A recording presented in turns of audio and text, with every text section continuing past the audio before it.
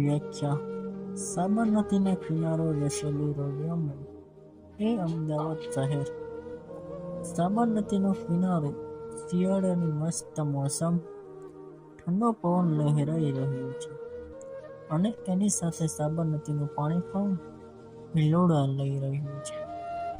Sabarmati riverfront એટલે પ્રેમીઓની મુલાકાતનું એક સ્થળ જ્યાં સવાર સાંજ હજારો લોકો આવે છે. અહીંયા રોજ કેટલી નવી પ્રેમ કહાનીઓની શરૂઆત થાય છે તો કેટલીક પ્રેમ કહાનીઓનો અંત થાય છે. આજથી લગભગ 2 વર્ષ પહેલા આવી જ એક પ્રેમ ગાથા અહીંથી જ શરૂ થઈ હતી. એ બંનેની પહેલી મુલાકાતની ગવાહી આજે પણ આ જગ્યા પૂરી પડે છે અને 2 વર્ષ પછી એ બંને આજે ફરી એ જ જગ્યાએ મળવા આવ્યા છે. આ 2 વર્ષ દરમિયાન એ બંનેની એકબીજા સાથેની ઘણી બધી નાની મોટી યાદો જોડાયેલી છે. નાની નાની વાતોમાં થતા ઝઘડા, એકબીજાથી રિસાવવું, એકબીજાને મનાવવું અને બીજું ઘણું બધું. આ 2 વર્ષમાં એ બંનેએ ભરપૂર પ્રેમ કર્યો. આ વાત છે કિયા અને કિયાનની.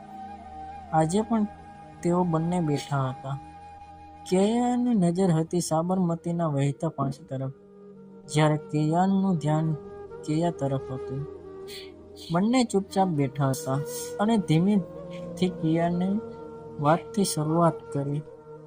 જોકે એક વખત કિયાને અહીં જ આ જ સ્થળે પૂછ્યું હતું કે શું તું આખી જિંદગી મારી જોડે રહી ને મને સાથ આપીશ?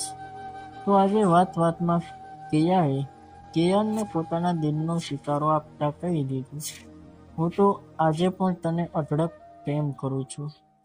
તારી જોડે રહીને આખી જિંદગી તારી સાથે જ વિતાવવા માંગુ છું, કારણ કે મને ખબર છે કે તારા પ્રેમમાં મને ના કોઈ કરી શકશે કે ના મને કોઈ ખુશ રાખી શકશે.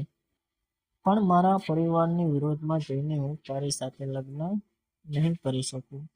અને આટલું બોલતા બોલતા તો કિયાની આંખોમાં આંસુનો ધોધ આવી ગયો. બીજી તરફ કિયાન જાતને સંભાળવાની વ્યર્થ કોશિશ કરવા ગયો, પણ એનાથી રડી પડાયું. કોણ કોને સાંત્વના આપે, તેમ છતાં બંને એકબીજાના આંસુ લૂછ્યા. થોડી વારે સ્પષ્ટ થયા પછી કિયાની આંખોમાં આંખો પૂરવીને કિયાન ફક્ત એટલું જ બોલી શક્યો કે કિયા, હું જાણતો જ હતો કે આપણા લગ્ન શક્ય નથી. આપણા પરિવારને એ મંજૂર નહીં થાય. છતાં પ્રેમમાં ક્યાં કોઈનું ચાલ્યું છે. દિલથી દિલનો મેળ થાય ત્યાં કશું જ દેખાતું નથી અને પ્રેમ એને તો કહેવાય. છતાં હું એવું તો ક્યારેય ન ઈચ્છું કે તું તારા પરિવારની ઉપરવટ જઈ મારી સાથે લગ્ન કર. તેની સહમતિ અને આશીર્વાદ ન હોય તો તારા પર હું કોઈ પણ જાતનું દબાણ નહીં જ કરું. તું જે નિર્ણય લેશે એમાં હું તારી સાથે જ છું.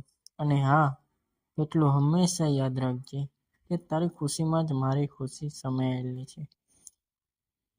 પણ એટલું તો ચોક્કસ કહીશ કે મેં તને પ્રેમ કર્યો છે અને હંમેશા તને જ કરીશ. તારું સ્થાન મારી જિંદગીમાં બીજું કોઈ ક્યારેય નહીં લઈ શકે. બંને માટે જાતને સંભાળવી અઘરી હતી, પણ આટલું બોલ્યા પછી કિયાને કિયાનની કપાળે એક વ્હાલભર્યું ચુંબન કર્યું અને એક ઉર્મિસ્વર આલિંગન આપ્યું. છેવટે એકબીજાને છૂટા પડવાની ઘડી આવી ચૂકી. સાંજ થવા આવી હતી અને કિયાને ઘરે જવાનું મોડું થતું હતું. એક આંખમાં આંસુ અને એક આંખમાં કિયાનનો પ્રેમ લઈને તે પોતાના ઘરે જવા ઊભી થઈ. જતા જતા હૃદય પર પથ્થર મૂકીને બોલી કે મારા ઘરના લોકોએ મારા માટે એક છોકરો જોઈ રાખ્યો છે અને આવતા રવિવારે મને જોવા આવવાના છે. પણ કિયાન કંઈ બોલી ના શક્યો. બસ એના આંસુ સાબરમતીના પ્રવાહમાં ભેગા મળીને વહી રહ્યા. કિયાના ગયા પછી કિયાન ખાલી એટલું જ બોલ્યો કે જે દિવસે હું શાયર બનીશ એ દિવસે તારા પર ગઝલ લખીશ. જો કોઈ પૂછશે મને પ્રેમની વ્યાખ્યા તો જવાબમાં હું તારો ને મારો સંગ લખીશ.